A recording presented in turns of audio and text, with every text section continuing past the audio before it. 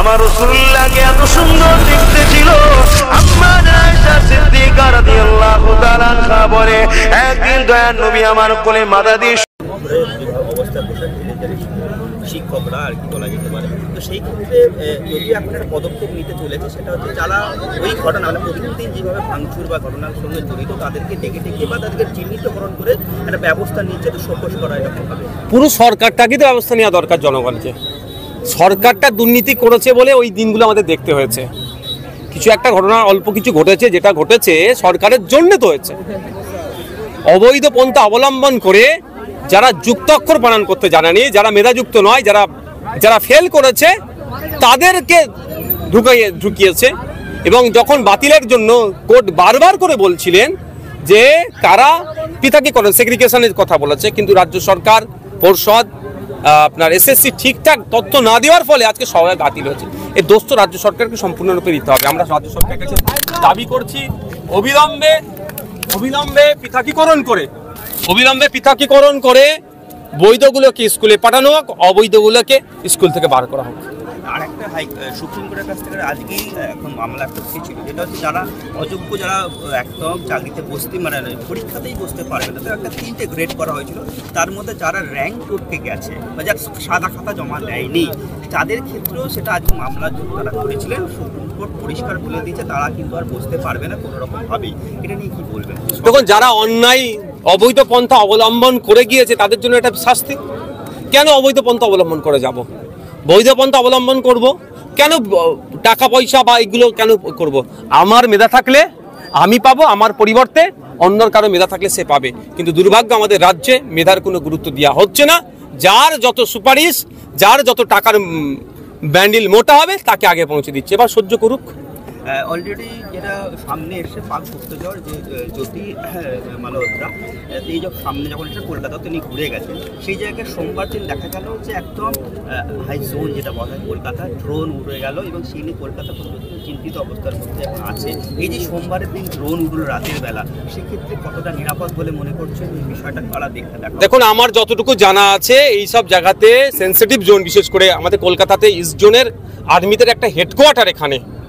এই সমস্ত জায়গাতে আর্মি আমরা যদি ড্রোন ওড়াতে যাই আমাদেরকে পারমিশন নিতে হবে, কারণ আমরা আমাদের পার্টির অনেক প্রোগ্রামেও আমরা ড্রোন দিয়ে আমরা ক্যাপচার করার চিন্তা ভাবনা করলেও কিন্তু আমরা যখন জানলাম পারমিশন নিতে হবে এবং সেন্সিটিভ জোন, আমরা ইচ্ছাকৃতভাবে আমরা ওখানে আমরা ভিডিও ফুটেজ আমরা নিয়ে এই জন্যই যে আমার হয়তো আমরা ভালো ছবি আসবে, কিন্তু তার থেকে বড় কথা এই ছবিটার মধ্যে যদি আমার কোনো আর্মি বেসের কোনো ছবি টবি চলে আসে আমাদের নিরাপত্তায় বিঘ্ন ঘটবে। কিন্তু কারা উড়িয়েছে না উড়িয়েছে এনে তো থাকছে তদন্ত সাপেক্ষে, কিন্তু অতক্ষণ উড়ানো পারলো কিভাবে, এটা তো বড় কথা। আপনি গিয়ে একটা তুলে দেখুন না, তাহলে কারা এর মধ্যে যুক্ত আছে এগুলোকে খুঁজে বার করতে হবে। দেশের নিরাপত্তা, এখানে কে বিজেপি, কে তৃণমূল, আইএসএফ, কংগ্রেস এইসব কিচ্ছু চিনি না আমরা। দেশের নিরাপত্তা, দেশের আর্মি বেস যদি সুরক্ষিত থাকে তাহলে আমরা দেশ সুরক্ষিত থাকবে। আর এইগুলো যদি আজকে লোকেট হয়ে যায়, এখানে যদি জানা যায় তাহলে আমাদের ক্ষতি হবে নিরাপত্তা নিয়ে। শেষ কথা হচ্ছে মুর্শিদাবাদের ঘটনা, একটা যে ভাইব্রেশন কমিটি গঠন করে দিয়েছিল, সেই কমিটির আজকে রিপোর্ট সামনে এসছে। সেখানে দেখা যাচ্ছে যে ওই ঘটনার সময় বিধায়ক বা আপনার কাউন্সিলর তারা নাকি সামনেই ঘটনাটা ঘটিয়েছে, পুলিশ নিষ্ক্রিয়ভাবে ছিল এবং এই যে তৃণমূলকে একটা অস্বস্তি বাড়লো বলে আমি দেওয়ান থেকে বলে আসছি যে ঘটনা ঘটেছে রাজ্য সরকার দায়ী নিতে হবে। রাজ্য প্রশাসনের ব্যর্থতার জন্য এটা হচ্ছে, যেখানে প্লেস অফ অকারেন্স থেকে 3 থেকে 500 মিটারের মধ্যে ঘটনা ঘটে গেল, পুলিশ আসেনি। এটা যেমন আছে, আরও বেশ কিছু কয়েকটা প্রশ্ন আমি তুলেছিলাম যে বিএসএফ এর নাকি ফার্জি বিএসএফ অর্থাৎ ফেক বিএসএফ, সে যে চটি পরে মানুষের বাড়িতে ঢুকে আগুন টাগুন জ্বালিয়েছে, গুলি চালিয়েছে, এইগুলো তদন্ত হওয়া দরকার।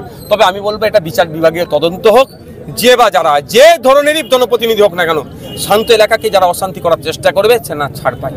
ভোটার লিস্ট নিয়ে আজকে শোনা গেল উত্তরবঙ্গের যিনি মুখ্যমন্ত্রী আছেন ডিএমকে যথারীতি বলছেন যে একটু বিশেষ করে নজর দিতে হবে, যেখানে একজনের নাম 2 বা 3টেতে উঠে যাচ্ছে সেটা অবশ্যই কাম্য নয়। এই যে ভুয়ো ভোটার বা এই বিষয়টার একবার যখন উঠেছিল, সেক্ষেত্রে এই যে আবারও শোনা গেল তার গলা থেকে, দেখুন এই ভোটার লিস্টে সঠিক নাম উঠছে কি উঠছে না, এক্ষেত্রে প্রত্যেকটা পার্টির রিপ্রেজেন্টেটিভ হিসাবে থাকার দরকার বুথ লেভেল এজেন্ট হিসাবে বিএলএ, আর বুথ লেভেল অফিসার হিসাবে থাকে সরকারের লোক। কিন্তু দেখুন খোঁজ নিয়ে বিরোধী দলের বিশেষ করে আইএসএফ যেখানে আছে এক জায়গা তো দিতে দেয়নি। এই তাহলে আমরা থাকলে ভুলভাল নাম হলে আমরা ধরে নেব, কিন্তু দিতে দেয়নি এই জন্যই তারা ওই তাদের মনের মতো করে তুলবো বলে তখন আমাদের মারধর করে মামলা দিয়ে যে বুথ লেভেল এজেন্ট হতে চাইছে তাকে তুলে দিচ্ছে এ করছে, তাহলে আজকে দুদিন দেখতে হচ্ছে। আর পাপ কোনোদিন বাপকেও ছাড়ে না, পাপ করেছে এখন সেটা ভুগতে হচ্ছে।